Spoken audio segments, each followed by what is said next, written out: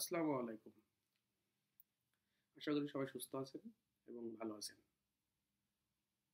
আজকের যে বিষয় নিয়ে আপনাদের সামনে কথা বলবো, সেটা হলো বাংলাদেশের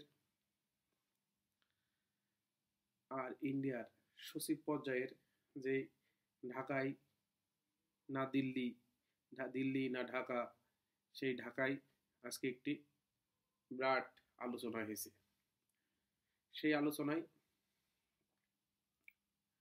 সরকারের দিক থেকে অনেক দাবি, সে এক বাংলাদেশ ঝুড়ি দাবি তাদের কাছে জানানো হয়েছে এবং তারা দাবি শুনেছে এবং এটাও বলেছে যে আমরা আমাদের দুই দেশের ভালো সম্পর্ক রাখার জন্য যা যা করার দরকার চেষ্টা করবে।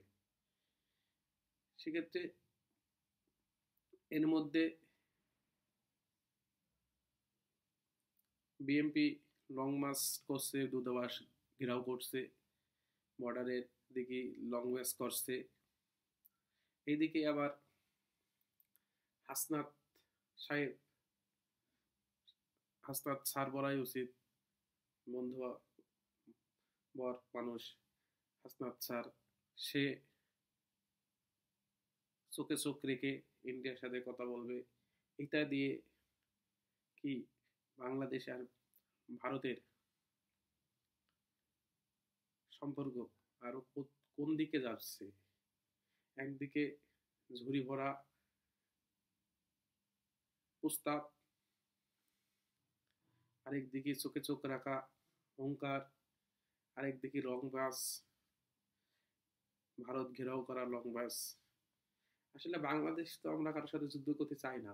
আমি আজকে যেন কোন মিডিয়ায় কোন ব্যক্তির কথা শুনলাম, সে বলছে আসলে প্রতিবেশী বদলানো যায় না, প্রতিবেশীর সাথে ভালো সম্পর্ক রেখে, প্রতিবেশীর সাথে ভালো ব্যবহার করে কিভাবে দিনগুলো আগানো যায়, সেটাই হলো মূল কথা। ভারতের সাথে বাংলাদেশের যে ব্যবসায়িক সম্পর্ক, অর্থনৈতিক সম্পর্ক, চিকিৎসার সম্পর্ক, শিক্ষাগত সম্পর্ক এবং যুদ্ধ থেকে সম্পর্ক, সব তো আপনি ছিন্ন করতে পারবেন না। এটা তো সম্ভব না। কারণ আপনি দেখছেন একদিকে আপনার মাথার উপরে, এই সরকারের মাথার উপরে অর্থনৈতিক জিনিসপত্রের দাম বেশি, তার চাপ ঘাড়ে নিয়ে আপনার চলতে আসছে। এরপরে আবার ইন্ডিয়ার সাথে সম্পর্ক খারাপ, আপনি চায়নার থেকে আনতে চাবেন, আপনার দাম কেজিতে 2-4 টাকা 5 টাকা, সময়টি 10 থেকে 15 দিন, 20 দিন, 1 মাস সময় লেগে যাবে। আপনি পাকিস্তানের থেকে সব মাল উৎপাদন হয় না। ভারত থেকে আপনি যে পরিমাণে মাল নেন, আপনি বাংলাদেশের থেকে কি দেন? বাংলাদেশের থেকে কি নেয় তারা? বাংলাদেশ ভারতের সম্পর্ক যদি ভালো না থাকে, আপনি যতভাবেই পারেন না কেন, এই দেশকে উন্নত করতে গেলে আরো আপনাকে পিছিয়ে ধরবে অর্থনৈতিক দিক থেকে। আপনি অর্থনৈতিক একজন স্যার হিসাবে ভারতের সাথে যে সম্পর্ক, এগুলো তো এইভাবে করা উচিত না।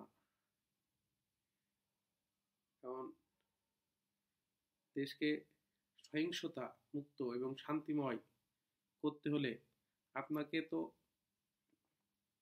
পরিচয় দিতে হবে সেই শান্তির নোবেল পুরস্কারের মতন, কিভাবে শান্তিময়ভাবে সম্পর্ক ভালো রাখা যায়।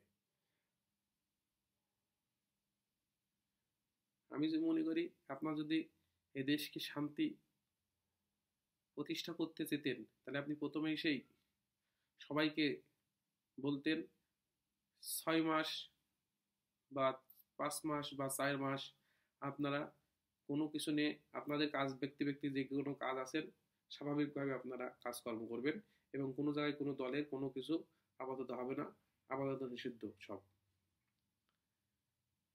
দেওয়ার পরে 6 মাস আপনি সেটটা বসে ইন্ডিয়ায়, শেখ হাসিনা আছে, থাকবে আপনার ইন্ডিয়ার সাথে, তো আপনার সম্পর্ক রাখতেই রাখছে, তারা ইন্ডিয়া শেখ হাসিনা রাখবেই, আর আপনার সাথে সম্পর্ক সে রাখার চেষ্টা করবে। যদি না রাখে, রাখতে না পারলে সেটা আলাদা ব্যাপার, নষ্ট করার তাদের কোনো সম্পর্ক নেই। আপনাদের যে চাপাচাপি, আপনি শেখ হাসিনা ওখানে রয়েছে, আপনি এর মধ্যে আপনি দেশটা সুন্দর করে সাজাইতেন। শেখ হাসিনা ওখানে বসে কি করবে? যখন আপনি হচ্ছে ইন্ডিয়ার সাথে ভালো কাজ করবেন, সম্পর্ক আরো আপনার দীর্ঘ চলবে, সম্পর্ক আস্তে আস্তে উন্নত হবে, তখন তো শেখ হাসিনা আস্তে আস্তে ইন্ডিয়াও তো খারাপ যেত, তাই না? আপনি তো বাদিয়ে ফেলছেন, আপনি তো ছেলেপেলের বলছেন চোখের চোখে রাখো, উম, ইয়ের বলছো যে বিএনপির বলছেন যে আপনারা একসাথে থাকেন, প্রতিবাদ জানান, সব মিলিয়ে ঝিলিয়ে হিজিবিজি গিজিমিজি হয়ে যাচ্ছে। দেশ একটি ভয়ঙ্করের দিকে যাচ্ছে, সামনের দিকে। আপনি আসলে আছেন, বয়স 84 বছর, 85 বছর। আপনি যদি হঠাৎ মারা যান, আপনার বয়স তো আজকে দেখা যায় আল্লাহ 10 দিনই, 5 দিন, একদিন কালকেই মারা গেলেন। দেশটা তো একটা জায়গায় থাকতে হবে, দেশটা আরো ভয়ঙ্কর চলে যাবে। আপনার না করে আল্লাহ আপনার আয়ু দান করুক, কিন্তু সব মিলিয়ে ঝিলিয়ে শান্তিময় যে কয়দিন বাঁচেন, শান্তির উপরে নোবেল পুরস্কার শান্তি প্রতিষ্ঠান করেন এবং সব দলের সুষ্ঠু অধিকার দান করেন, এবং যাদের অন্যায় করেছে তাদের প্রক্রিয়াহীনভাবে আস্তে আস্তে মামলা প্রক্রিয়ায় অ্যারেস্ট করবে। সেটার পরবর্তী নির্বাচিত সরকার সেগুলো করবে। আপনার একটি জরুরি অবস্থানে দেওয়া হয়েছে, এর উপরে আপনি সুন্দরভাবে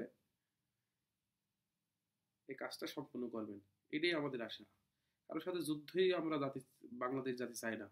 বাংলাদেশ এমন কোনো দেশ না যে বাংলাদেশ যুদ্ধই চলে যাবে। বাংলাদেশ উন্নত হবে, বাংলাদেশে অনেক ভবিষ্যৎ আছে। সেটা ঠান্ডা মাথায় আপনাকে এই দেশ আগায় নিয়ে যেতে হবে, এবং যতটুকু পারেন ততটুকু আপনার সফলতা দিয়ে, সর্বোচ্চ দিয়ে কঠিনভাবে আপনি ওটা পালন করবেন, এটাই আমাদের আশা করি। আপনি কোনো দলের নয়, কোনো ব্যক্তির নয়, আপনি সাময়িক সারা জনগণের জন্য নিয়েছেন, কিন্তু হচ্ছে না, সব মিলে ঝিলে হিজিবিজি। সবাই ধন্যবাদ, ভালো থাকবেন। আমার কথাবার্তা যদি ভালো লাগে তাহলে সহযোগিতা করবেন, সেটা হলো লাইক, কমেন্ট এবং আপনার মতামত জানাবেন, শেয়ার করলে করবেন, নয়তোবা যেটা ইচ্ছা করলে করতে পারেন, না করলে না করতে পারেন, কোনো অসুবিধা নেই।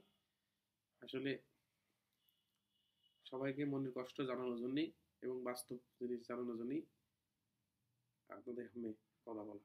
ধন্যবাদ। আসসালামু আলাইকুম।